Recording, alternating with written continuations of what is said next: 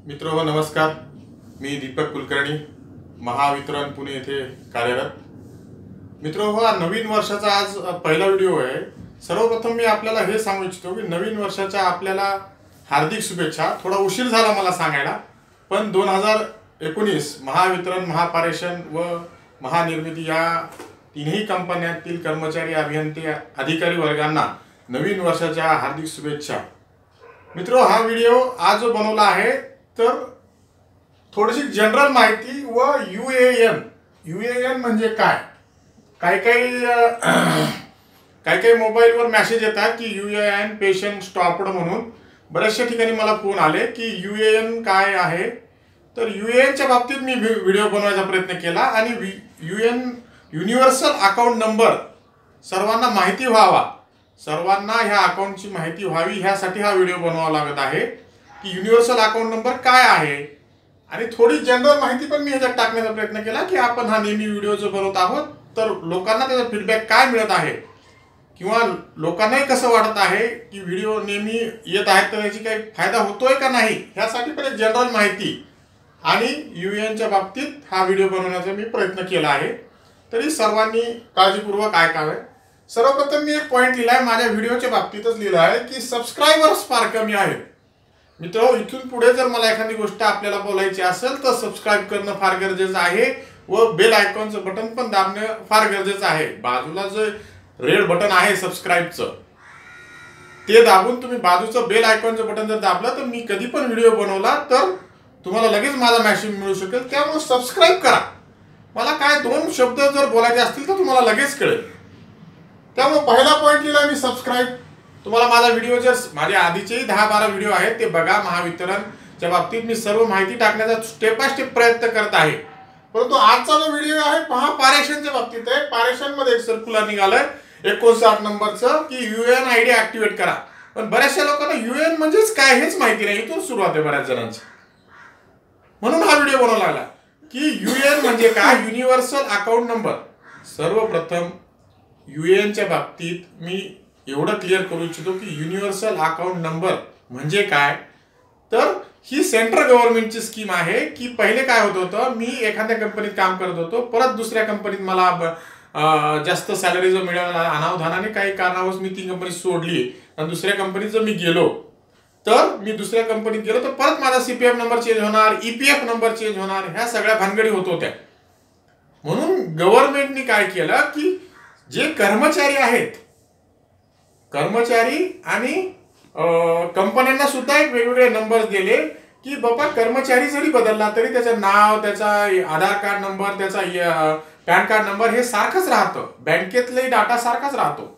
म्हणून त्याला universal account number द्या की हा कंपनीत ह्या माणसाचा हा डाटा आहे की त्यावेळी काय होईल। आज मी वितरणमध्ये कामाला जॉब करतोय, मी उद्या पारेषणमध्ये जर गेलो तर माझा यूएएन आयडी नंबर नाही बदलला, युनिव्हर्सल अकाउंट नंबर हा तोच राहणार। आणि युनिव्हर्सल अकाउंट नंबरच्या बाबतीत सगळी डिटेल्स मी थोडेफार प्रमाणात मांडण्याचा प्रयत्न करत आहे। अनावधानाने एखादी गोष्ट राहिली असेल तेही मला मेलवर कळवा। एक मेल आयडी पण मी इथे टाकण्याचा प्रयत्न केला आहे। व्हिडिओ हा पूर्ण असेल किंवा पूर्ण ऍक्टिव्हेट होईल ह्याचा प्रयत्न मी इथं पूर्ण केलेला आहे की यूएएन आयडी हा 15 जानेवारी ह्याची लास्ट डेट आहे। या सर्क्युलरमध्ये महापारेषणने एक सर्क्युलर काढलेला आहे किंवा गव्हर्नमेंटचे पण तसे इन्स्ट्रक्शन आहेत की यूएएन आयडी बऱ्याचशा लोकांचे रजिस्टर्ड नाही।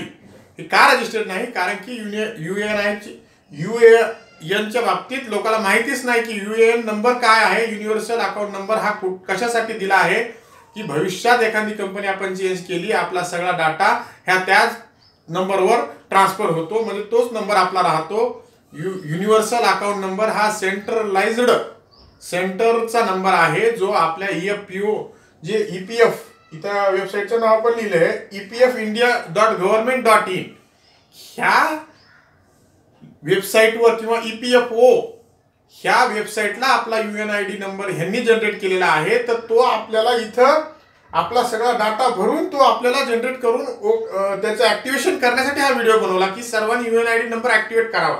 असं पारेषणनी सर्क्युलर काढलंय। भविष्यात तो महावितरणमध्ये पण निघेल, महानिर्मितीमध्ये पण निघेल। पण माझ्या महावितरण कर्मचाऱ्यांना, तिन्ही कंपन्यातल्या कर्मचाऱ्यांना समजावा ह्यासाठी हा व्हिडिओ बनवला की UAN काय मेसेज येतोय. बऱ्याचशा मोबाईलवर किंवा बऱ्याचशा महावितरणच्या कर्मचाऱ्यांच्या मोबाईलवर UAN ऍक्टिव्हेट किंवा माझी pension stopped, pension data stopped असा मेसेज येतोय. त्यासाठी हा व्हिडिओ बनवावा लागत आहे. मित्रो, सबस्क्राईब, जनरल माहिती आणि UANच्या बाबतीत आजचा व्हिडिओ असून सबस्क्रायबर फार कमी आहेत. सबस्क्राईब करा. पुढचा एक CPF पोर्टल महावितरण मध्ये, कदाचित महावितरण असेल किंवा बघून घेतोय, पण महावितरण लिहितो इथं. महावितरण मध्ये CPF पोर्टल मी एक लिहिलेलं आहे. जनरल माहितीमध्ये येतं हे CPF पोर्टल जे आहे ना, CPF ऍडव्हान्स किंवा नॉन रिफंडेबल, CPF नॉमिनेशन, कोणती माहिती CPF च्या बाबतीत आपण CPF पोर्टल जर ओपन केला तर ते फायरफॉक्स, मोझिला फायरफॉक्स मध्येच ओपन करावं. त्यामध्येच आपल्याला डाटा भरता येतो. गुगल क्रोमचं मोझिला फायरफॉक्स मध्ये जर CPF पोर्टल ओपन केलं तरच आपल्याला डाटा भरता येतो किंवा एखादी जनरेट किंवा फाईल जनरेट वगैरे व्यवस्थित होते. दुसरे जे ॲप आहे गुगलचे, गुगल क्रोम आहे किंवा दुसरे कोणतेही म्हणा, पण मोझिला मध्ये जर ओपन केलं तर व्यवस्थित होतो, क्रोम मध्ये होत नाही. एवढं इथं सांगण्याचा प्रयत्न केला. तिसरं म्हणजे एम्प्लॉय मित्र ॲप महावितरणचा सुरू करतो. बरेचसे फोन येतात की माझं ॲप चालत नाही, काय करावं. तर माझ्या माहितीनुसार आम्हाला असं आढळून आलं की एम्प्लॉय मित्र ॲप हे आयडियाच्या सिम कार्ड मध्ये चालत नाही बहुतेक करून. तरी खात्री नाही, तुम्ही पण खात्री करून घ्या की एम्प्लॉय मित्र ॲप आयडियाच्या सिम मध्ये चालत नाही. ज्याचं इंटरनेट हे आयडियाच्या सिम मध्ये आहे ते एम्प्लॉय मित्र ॲप चालणार नाही. त्याला रजा भरायला प्रॉब्लेम होणार किंवा एरर येणार. तर मित्र, हे लक्षात, जिओ वगैरे सगळे सिम कार्ड मध्ये एम्प्लॉय मित्र ॲप चालतंय, परंतु असं आढळून आलं बऱ्याचशा ठिकाणी की ज्यांचं आयडिया सिम कार्ड आहे तर एम्प्लॉय मित्र ॲप चालत नाही. तिसरं, आणि जर या व्हिडिओमध्ये किंवा ह्या पुढचे मागचे जे 12-15 व्हिडिओ आहेत तेही बघा, ते आवडतील किंवा नाही आवडतील.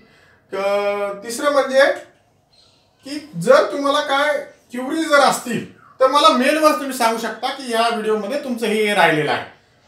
मेल ID इथे मी लिहिलेला आहे ELAPune4767@gmail.com. साधा मेल ID आहे ELAPune4767@gmail.com. ह्या मेल ID वर मला सांगा की माझे व्हिडिओ काय काय चुकलंय, काय काय करेक्शन करायचं बाकी आहे. माझे व्हिडिओ तुम्ही या मेल ID वर सांगू शकता. चौथं म्हणजे UANच्या बाबतीत मी सगळे डिटेल्स माहिती लिहिण्याचा प्रयत्न केला की युनिव्हर्सल अकाउंट नंबर कसा ऍक्टिव्हेट करायचा, काय त्याला प्रोसिजर आहे, किंवा आपण शक्यतो तो कम्प्युटरवर ऍक्टिव्हेट करावा असं माझं म्हणणं आहे. मोबाईलवर काही चूक होऊ शकते आणि कम्प्युटरवर जर ऍक्टिव्हेट केला तर व्यवस्थित ऍक्टिव्हेट होतो, काहीही एरर येत नाही.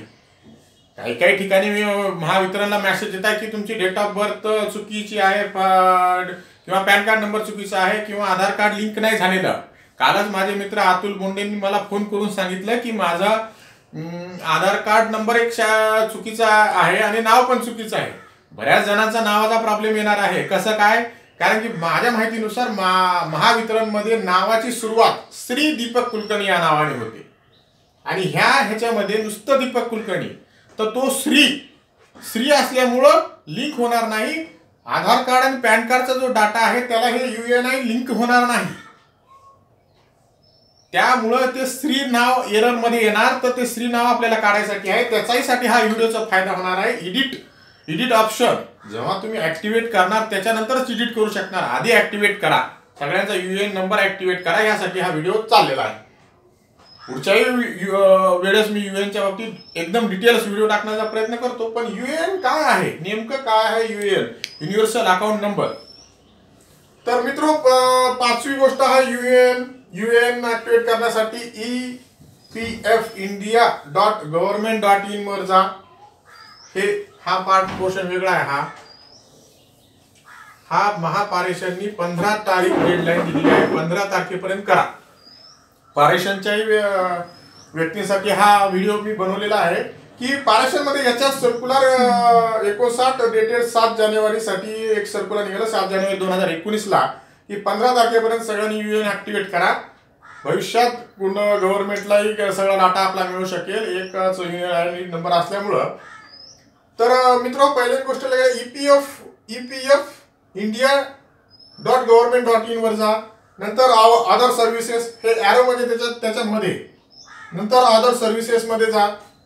नंतर तिथं 2 ऑप्शन आहेत, एक एम्प्लॉयर आणि एक एम्प्लॉईज. तर आपण एम्प्लॉईज आहेत. तर एम्प्लॉईज मध्ये जा. त्याच्यानंतर सर्व्हिसेस, एम्प्लॉईच्या ज्या सर्व्हिसेस आहेत खाली एक सर्व्हिसेस म्हणून ऑप्शन त्याच्यामध्ये जा. त्याच्यानंतर मेंबर युएन ऑनलाईन सर्व्हिसेस म्हणजे आपल्याला काय पॉवर्स आहे त्याच्यामध्ये जाणे. उजव्या साईडला एक ऍक्टिव्हेट युएनआयचा फॉर्म आहे, हे म्हणलेलं आहे उजव्या साईडला, उजव्या बाजूस आपल्या उजव्या साईडला ऍक्टिव्हेट युएनआय मध्ये जाणे. तर युएन नंबर, आता इथे बऱ्याच जणांचा प्रॉब्लेम येणार आहे. युएन नंबर बऱ्याच जणांना माहिती नाही. युएन नंबर मी महावितरण मध्ये असल्यामुळं मला फक्त महावितरणचाच युएन नंबर कसा माहिती आहे. बहुतेक महापारेषण महानिर्मितीमध्ये पण युएन नंबर असेल. तर पेमेंट स्लिपवर आपल्या युएन नंबर आहे बघा, UNA युनिव्हर्सल अकाउंट नंबर. तर तो युएन नंबर टाकायचा. पेमेंट आपल्या महावितरणच्या तरी कर्मचाऱ्यांच्या सर्व कर्मचाऱ्यांच्या पेमेंट स्लिपवर युनिव्हर्सल अकाउंट नंबर आहे. तर तो इथं युनिव्हर्सल अकाउंट नंबर टाका. त्याच्यामध्ये युनिव्हर्सल अकाउंट नंबर टाकला की आपलं नाव विचारतं खाली. नंबर 2, जसं सीपीएफ पोर्टलला आपलं नाव आहे मित्र, हे लक्षात घ्या, तिन्ही कंपन्याचं सीपीएफ ऑफिस बऱ्याचशा लोकांना माहिती नाही. तिन्ही कंपन्याचं सीपीएफ ऑफिस हे एकच माटुंगा धारावी मुंबई इथे आहे. त्यामुळं सीपीएफ स्लिप वर जसं नाव आहे तसंच नाव एंटर करा. चौथं डेट ऑफ बर्थ सारखीच एंटर करा. सीपीएफ पोर्टलला जो मोबाईल नंबर दिला आहे तोच इथे एंटर करा. शक्यतो सीपीएफचा डाटा हा डाटा सारखाच ठेवा, जेणेकरून सेंट्रल गव्हर्नमेंटलाही प्रॉब्लेम होणार नाही आणि सीपीएफलाही आपल्या प्रॉब्लेम होणार नाही. लगेच अप्रुव्हल आपल्याला युएन नंबरचं ऍक्टिव्हेशन लगेच मिळेल. चौथं, सीपीएफला जो मेल आयडी दिलेला आहे तोच एंटर करा. नंतर तिथं कॅप्चर विचारतं, जो काय आकडा किंवा नाव येईल तो टाईप करा. नंतर ऑथोरायझेशन गेट ऑथोरायझेशन पिन येतो मोबाईलवर, जो नंबर दिलेला आहे त्याच्यावर पिन येतो तो बघा. नंतर आय ऍग्री म्हणा. नंतर ओटीपी जो पिन आलेला आहे तो ओटीपी त्या वेबसाईटवर टाका, जेणेकरून व्हेरीफाय होईल की तुमचाच मोबाईल आहे का नाही. आणि नंतर तुम्हाला टेम्पररी पासवर्ड देईल बघा, तो मेलवर पण देईल आणि कदाचित ओटीपी वर पण देईल, आपला मोबाईलवर पण देईल.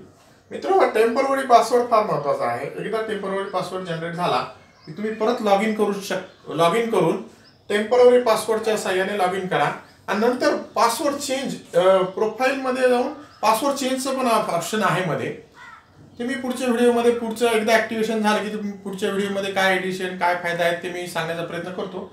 टेम्पररी पासवर्ड चेंज करता येतो. आपल्याला जो पासवर्ड पाहिजे तो आपण मध्ये एडिट प्रोफाईलमध्ये जाऊन एडिट करू शकतो. तर मित्रो, ह्या युएनआयचा फायदा एवढाच आहे की भविष्यात आपण दुसरी कोणती कंपनी बदलली किंवा काही झालं तर आपला डाटा हा सेंट्रल गव्हर्नमेंटला तोच युनिव्हर्सल अकाउंट नंबर, एकच अकाउंट नंबर देण्याचा जो सेंटरचा जो नियम होता तो, त्या डाटा आपल्याला परत काही त्याचे डाटा म्हणजे बँक पासबुक, आधार कार्ड, पॅन कार्ड वगैरे द्यायची काही गरज राहणार नाही.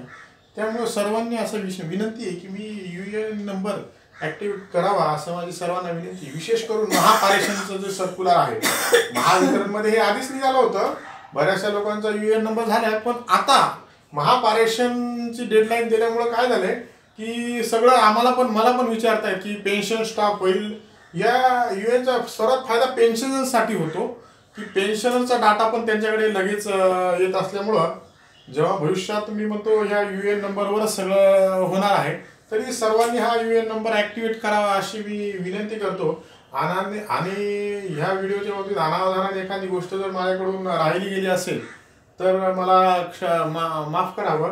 आणि पुनश्च नवीन वर्षाच्या हार्दिक शुभेच्छा देऊन आज तारीख 11 जानेवारी 2011, थोडा उशीर झाले 2019 थोडा उशीर झालेला आहे नवीन वर्षाच्या शुभेच्छा द्यायला, तरी माफी असावी. एवढं बोलून मी माझे 2 शब्द संपवतो. जय हिंद, जय महाराष्ट्र.